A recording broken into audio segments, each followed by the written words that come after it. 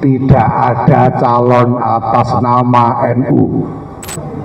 Ya, pertama ya kami hanya bisa mengucapkan selamat sudah dapat jodoh gitu ya, nggak jomblo lagi. Nah kemudian kalau soal sikap sudah saya sebutkan berulang kali, saya bisa tegaskan sekali lagi di sini bahwa tidak ada calon atas nama NU.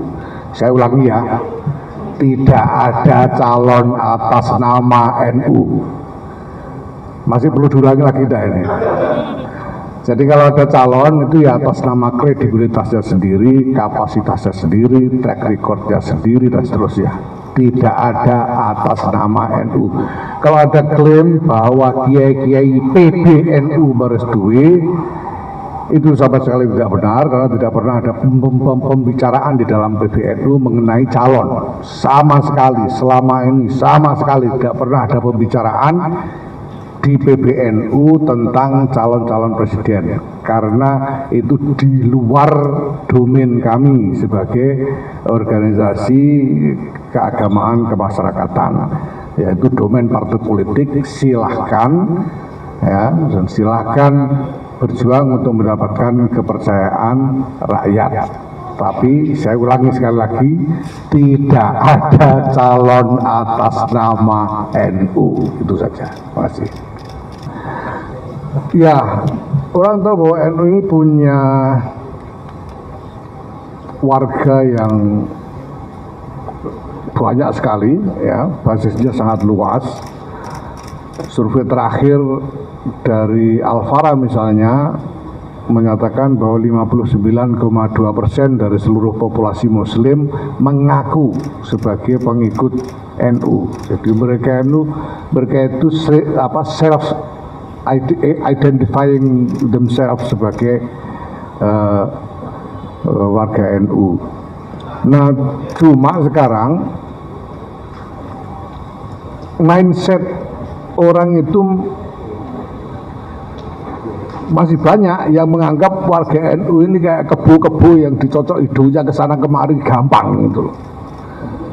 Dan itu anggapan yang menghina sekali kepada warga NU. Warga NU ini warga yang sudah cerdas, sudah terdidik semua, rakyat yang cerdas. Mereka tahu apa yang mereka butuhkan, mereka tahu apa yang layak, apa yang tidak layak. Mereka bisa menilai orang.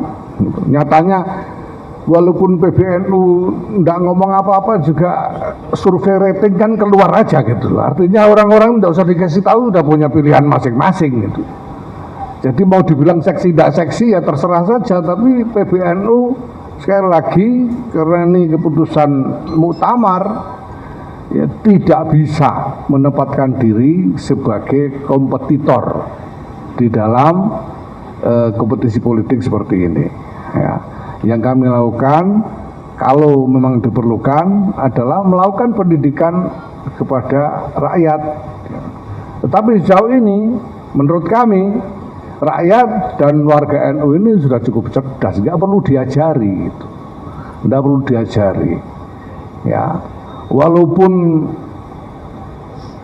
mau kumpul-kumpul sekian banyak kiai misalnya ya, itu saya kira bisa dicek bolak-balik, ya tetap saja warga punya pilihan-pilihannya sendiri. Saya kira ini juga harus dihormati.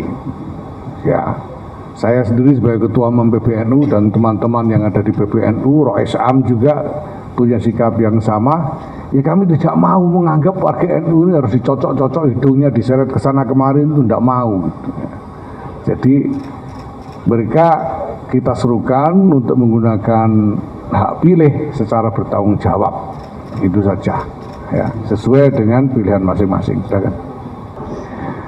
Ya kalau masa depan secara umum ya nanti sore itu sudah masa depan sebetulnya ya, tidak usah nunggu 2024. Tapi yang kita maksud sebagai masa depan di sini adalah masa depan dalam arti visi tentang bangsa dan negara ini, visi tentang peran dan fungsi NU di dalamnya, visi tentang apa yang bisa disumbangkan oleh NU untuk kemaslahatan bersama, itu yang kita maksud sebagai masa depan dalam hal ini. Nah, kemudian soal klaim bahwa ini dari NU, orang NU, ya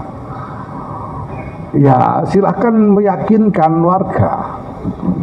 Kalau disebut orang NU, saya bilang karena 59,2% dari populasi Muslim itu mengaku NU, ya kalau kita tangkap 10 orang di jalan itu 5 orang ngaku NU, kira-kira begitu. Sehingga ya sama saja, ya.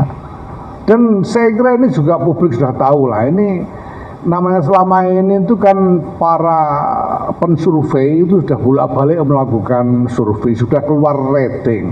Ketahuan nggak sih di situ bahwa itu NU itu kayak kekuatan elektoral yang jadi elektoral blok, ya. Itu kan nggak juga, ya. Jadi itu tergantung aja masing-masing, ya. Ya, masing-masing aktor politik yang berkepentingan untuk meyakinkan warga, silakan. Ya. Kalau mereka misalnya ingin dianggap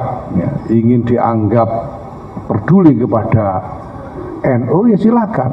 Yang mereka perlu yakinkan itu bukan kami, bukan PBNU, bukan pengurus-pengurus NU ini, tapi rakyat, ya, warga. Apa yang menjadi kepentingan warga itu yang perlu mereka perhatikan. Kalau bicara soal 2024, ya kita lihat nanti dalam diskusi para ulama yang akan bermusyawarah nanti. Perlu saya sampaikan juga bahwa para ulama kita ini juga rata-rata pada umumnya juga sudah memahami bagaimana kedudukan mereka di tengah masyarakat saat ini. Dulu sebelum tahun 1973 NU itu pernah menjadi partai politik memang dulu. Tapi para ulama sudah bersepakat membuat keputusan bahwa Nahdlatul Ulama tidak lagi beroperasi sebagai partai politik, tidak lagi menjalankan fungsi politik praktis, tetapi kembali kepada fungsinya sebagai organisasi keagamaan kemasyarakatan. Itu keputusan Muktamar tahun 1984 yang dulu terkenal sebagai keputusan kembali ke Khitoh, ya. Nah, ini saya kira. Jadi nanti kalau ada pembicaraan tentang itu, ya pertama, norma organisasi dari Jamiah Nahdlatul Ulama ini tidak mengizinkan Nahdlatul Ulama sebagai organisasi, sebagai lembaga untuk ikut dukung-mendukung dan menjadi kompetitor dalam kompetisi politik. Itu normanya. Dan ulama-ulama kita sudah tahu tentang itu, ya. Tetapi bahwa semua orang termasuk para ulama punya concern agar pemilu ini bisa berjalan dengan baik, dengan lancar, ya, supaya hasilnya berkualitas, prosesnya aman, damai dan seterusnya, itu pasti, ya. Ya, saya kira mungkin nanti akan ada himbauan-himbauan semacam itu, tapi ya kita lihat nanti. Sejauh ini sih nggak ada yang terlalu spesifik, ya. Ya, pertama, untuk pertanyaan pertama tadi, ya, saya sebagai pribadi memang punya preferensi sebagai pribadi, ya, jelas. Tapi karena saya ini ketua umum PBNU, saya harus menahan diri untuk tidak mengumbar preferensi pribadi saya dalam artikulasi publik, ya. Karena saya ketua umum. Kalau saya warga biasa bukan pengurus, ya bisa semau saya. Nah, saya harus menahan diri supaya tidak timbul kesalahpahaman seolah-olah, ya, saya menggunakan jabatan saya sebagai ketua umum dan lembaga organisasi ini untuk politik praktis. Maka saya ya tidak bisa melakukan artikulasi soal itu, yaitu harga menjadi ketua umum seperti itu memang. Jadi memang tidak boleh mengumbar. Ya, kemudian yang kedua soal kalau jadi calon nanti tanya Gus Ipul sendiri ya, nanti biar dijawab sendiri. Ya, tapi tentu ada konsekuensi organisasinya kalau jawabannya itu nanti. Ya, kemudian supaya damai, pertama-tama saya ingin sampaikan yang paling bertanggung jawab apakah pemilu itu nanti berjalan dengan baik atau tidak adalah aktor-aktor politik. Pertama-tama bagaimana kelakuan mereka di dalam berkompetisi, itu yang paling menentukan ya.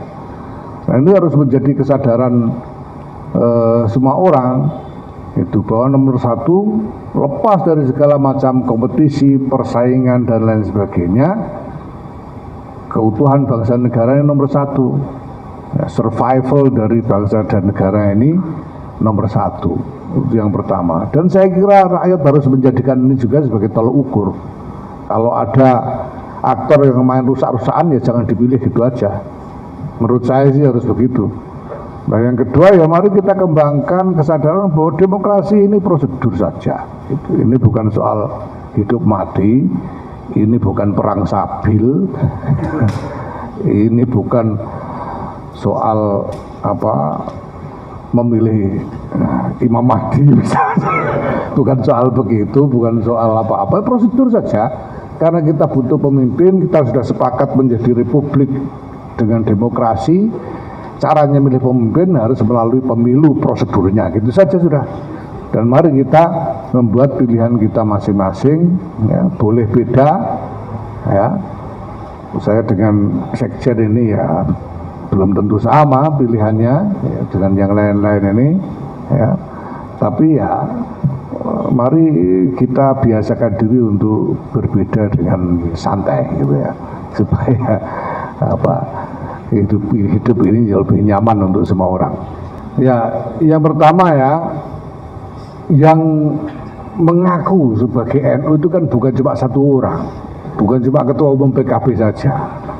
Ya, Pak Mahfud MD juga sering mengatakan saya NU, ya, dan lain-lain lah ya.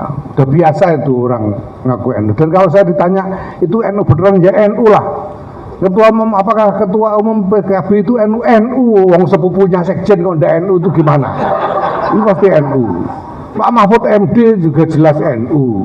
Bu Khofifah NU. Ini banyak NU yang lain, silakan aja. Nah, dan ngakunya NU itu loh bukan cuma hari ini Pak, kemarin sudah. Dan rating sudah membuktikan gitu loh. Jadi kita tidak perlu ngomong apa-apa lagi, sudah silakan aja.